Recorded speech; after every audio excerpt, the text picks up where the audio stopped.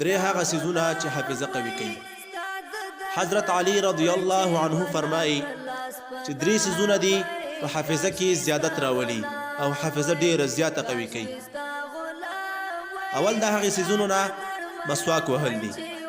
هغه څوک چې مسواک وهي الله به په حافظه کې ډېر زیات زیادت راولي او حافظه به قوي شي. د ورځې 5 ځلې مسواک وهه الله به دې حافظه کې زیادت راولي. 5 ځلې نشي وهلی 4 ځلې 4 ځلې نشي کولی 3 ځلې 3 ځلې نشي کولی 2 ځلې 2 ځلې نشي کولی. یو ځل ځان باندې مسواک لازم کا حافظه به دې ډېره زیاته قوي شي. دویم علی رضی الله عنه فرمایي دویم هغه څیز چې حافظه قوي کوي هغه د قرآن کریم تلاوت ده. د قرآن کریم تلاوت کوه الله به دې حافظه قوي کړي.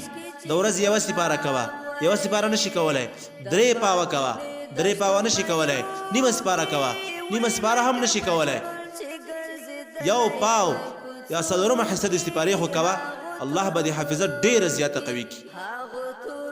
دریم هغه څیز چې حافظه قوي کوي حضرت علی رضی الله عنه فرمایي هغه روژه نیول دي. روژه نیسه الله به دې حافظه ډېره زیاته قوي کړي. سنت طریقه د روژې حضرت محمد صلی الله علیه وسلم به روژه نیوله د دوشنبې ورځ او د پنجشنبې ورځ. او بل مستحب روژه او سنت روژه علماء کرام فرمایي د میاشتې 14مه ورځ 14مه ورځ او 15مه ورځ دغه هم بهتر روژې دي.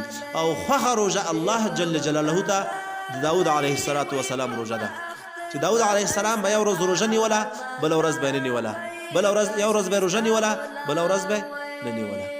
الله جل جلاله دې وکړي چې موږ تاسو په دغې خبرو باندې عمل وکړو.